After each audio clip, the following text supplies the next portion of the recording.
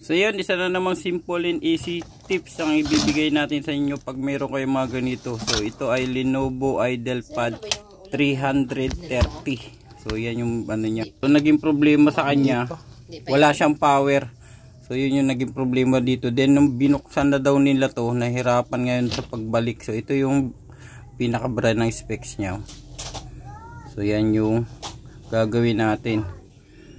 So ang nangyari dito, wala siyang power kaya binuksan ngayon itong laptop na to. So pagbalik dito ng tupian niya, so hindi na naibalik ng maayos kaya halos na ano na daw yung clip niya, yung nabasag na daw. So gagawin na lang natin ang paraan yan, pero ang main issue talaga nito is wala ito siyang power kaya yun nga yung nangyari, nabuksan siya. So dito ituturo ko yung mga diskarte kapag meron kayong ganyang klase ng problema, trouble sa laptop nyo. So dito tayo sa charging. So pag sinalpak nyo ng ganun yan, so dapat makikita nyo may indication yan dito sa ilalim. So yan, either dito or nandoon sa may puno ng charger natin. So dyan nyo yan siya mapapansin, lagi yan may indication. Kapag wala yung mga ganong klase ng indication o mga indicator light na napansin nyo, wala. At kung bago ka pa lang pala ulit dito sa channel natin, sana wag mong kakalimutan mag-like at mag-subscribe. So kung hindi nyo napansin nyo na walang siyang indication, so gamitan nyo siya ng tester. Or magduda na kayo na mayroong problema yung charger nyo. So dapat kasi once na ginagamit mo yan, so makikita mo yung indication dyan na gumagana yung charger. So pag wala, so dito kayo magduda sa charging nya, yung ginagamit nating charger, kasi sa katagalan yan nagkakaroon din yan ng problema, lalo na kung pinupulupot natin yung kable. So dyan napuputol din yung kable na yan. So ito titistingan natin kung makukuha natin na mayroon siyang 20 volt ang nakalagay dito, 20 volt siya na DC. So dapat makikita natin yan dito na lalabas sa tester natin is 20. So titesterin ko na siya. Karamitan talaga dapat check nyo yung yan o, katulad nitong charger na to, walang lumabas na voltahe. So kahit paanong gawin mo dito sa laptop na to, kung yung charger naman ay sira, so parang lumayo lang yung problema mo. So kagaya niya, nabuksan siya, so nasira pa ngayon yung clip niya na pangtupi. So yun pala ang problema, andi dito lang sa charger na to. So kadalasan naman ng mga problema na to, either naputo lang yan o may pinaka worst nga niyan yung pag nasira na siya. So ito gagamitan natin siya, hanapan ko siya ng mas matinong mayroon pang power dito na charger. So ito hindi sila magkapareho, pero halos ko konti lang naman yung kulang na voltahe. So pag may mga ganyan kayo, mas better na testingan nyo muna dun sa ibang charger, baka gumana, kaysa naman dun sa nakita nyo na wala siyang indication tapos bubuksan nyo siya kagad. So yun yung nagiging problema dyan, imbis na maayos lalong nadagdagan.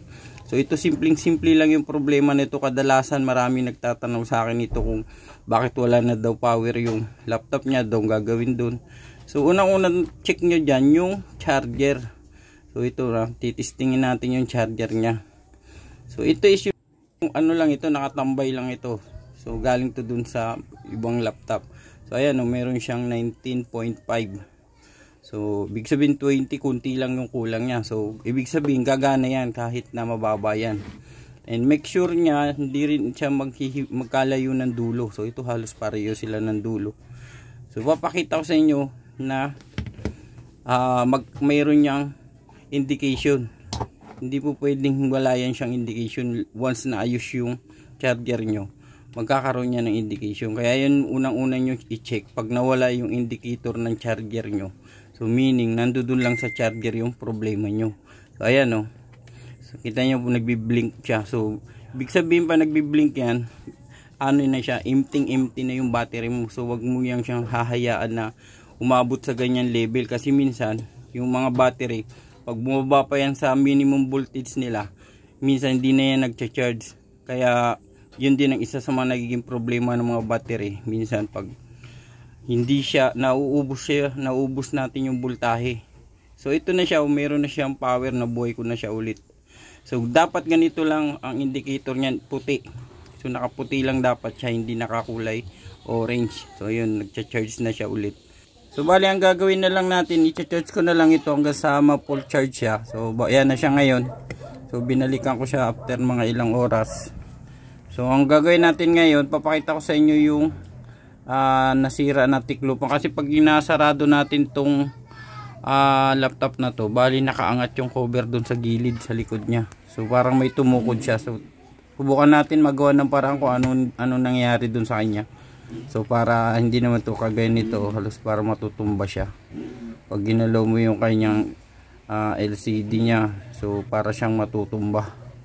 So ayan, tingnan natin dito sa loob niya kung ano nangyari, and then ipipix ko lang siya ng konti. So para hindi naman siya ganun ka delikado, baka kasi bigla tumiyaya. So yun yung problema niya. So bukas na talaga siya, yung dito halos nabutas na siya. Yan, wala na yung support, parang may naputol na screw dun sa loob na hindi na ibinalik.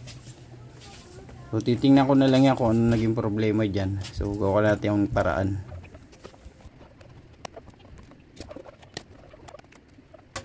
Ngayon ito na siya. So buksan natin, wala na yung CD ano niya. So tinanggal na rin. So ito yung nagpahirap sa atin, yung lock niya na to. So bali butas na rin talaga siya, yung pinaka clip niya. So ito yung mayroong pumasok na bolt na maliit. So parang pinilit ito minsan ang wag na wag yung gagawin, kasi kapag mayroon kayong ganito na hindi sasakto, so yan yung mga masela na parte. So ayan, yung isa pumasok na sa loob, tapos lahat ng lock nabali na, wala na yung lock nito. So gagawin ko na lang to ng paraan, pero tatanggalin muna natin tong naputol na screw. So ngayon ito yung screw na naiwan dito sa ilalim, kaya hindi siya masyadong pag tinitiklop natin sumasabit siya. So ganun din dito. So yan, ikutin lang natin yan mamaya ng maayos, tapos babalik natin. So dito sa kabila medyo okay pa dito, dahil nandoon yung mga pagkakabitan, pero dito wala na, sa kabila na to. Ayan, natanggal na talaga. So ang gagawin ko, gawa ko na lang ng paraan yan. So may didikit pa naman ata yan. Then babalik tayo dito sa pinaka main problem. So ito na yung ginawa ko na siya. So hinanap ko lang yung putol, kasi duda ako na pwede pa siyang gamitin. So pero sa dulot-dulo ko na siya pinutol para hindi na ako magulit pa. So bali nagkuha lang ako ng kable, tapos hinanap ko lang diyan sa dulo-dulo yung putol nung wire. So ayos naman siya, at meron tayong nakuhang voltahe doon pag naputol natin kanina yung charger. So nagkaroon siya ng voltahe. So ayusin ko na lang siya. And then para magamit pa ulit itong charger na to. So kung mayroon kayong mga ganitong problema, so yan kagaya nito, hindi halos siya gumastos dito, dahil yung trouble lang talaga yung hinanap natin, kagaya ng charger na to. So may putol siya, yun lang, nadamay nga lang pati yung ano ng laptop dahil sa nabuksan nila. So siguro inakala nga doon yung problema. So ito okay na siya. So yung charger lang ang mayroong problema dito. So kaya pag mayroon kayong mga ganyan, double check nyo kaagad yung charger, saka yung indicator ng charger pag naka charge yan sa laptop. So mayroon yan siyang indication, hindi yan po pwedeng, hindi yung mapapansin na malalaman nyo na putol siya, kasi pag walang ilaw yun, so charger na kaagad yung suspect nyo doon. So ganun lang yung ka-easy kung magto-troubleshoot kayo ng laptop. Hindi na yan kinakailangan buksan nyo pa agad, kasi minsan nasa labas lang yung problema. Pag nabuksan nyo tapos madadamage, so sayang lang. So itatry natin to. So bali fully charged na rin naman ito, pero tatry ko lang na gumana siya. So open natin yung ginawa natin. Papakita ko sa inyo na gumagana siya. So yun ang lakas ng spark. So ngayon titistingin lang natin ito na makuha natin kung may output siya, kung okay ba yung ginawa natin pagdugtong kanina. Then bago natin siya ilalagay doon, so susukatan ko muna siya ng actual na output, so para makita nyo dyan na meron yung voltahe. So yan, so ayan, meron na siyang 20 volt. So gumagana na siya. So pakita natin na maayos. So ayan, oh. May 20 volt na siya, 20.67. So malakas pa. So pwede na natin to siyang i-testing ngayon. So para makita nyo na ang sira niya lang is kable lang, napakadali lang. So kung meron kayong mga ganitong trouble, so pwede nyo itong gayahin, yung mga ganyang diskarte. So ayan, so papower natin, maganda makita natin dito. So sa gilid niya mamaya. So ayan, oh, nag-process siya. So yun, indication siya gumagana. At kung meron pala kayong mga katanungan sa mga ganito, so pwede naman kayo mag-comment dyan. At syempre kung bago ka pa lang pala dito sa channel ulit natin, sana wag niyong kakalimutan mag-like at mag-subscribe dito.